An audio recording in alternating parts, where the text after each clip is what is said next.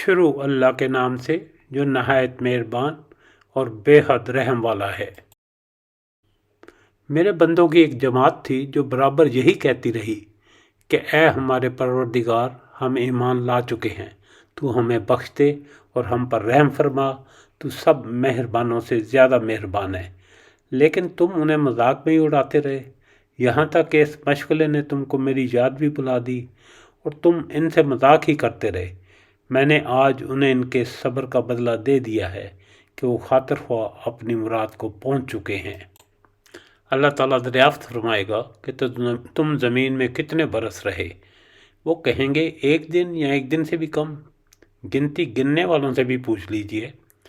اللہ تعالیٰ فرمائے گا فی الواقعہ تم وہاں بہت ہی کم رہے ہو، اے کاش تم اسے پہلے ہی سے جان لیتے۔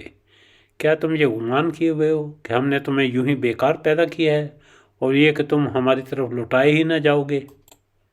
اللہ تعالیٰ سچا بادشاہ ہے، وہ بڑی بلندی والا ہے، اس کے سوا کوئی معبود نہیں، وہی بزرگ ہے، عرش کا مالک ہے۔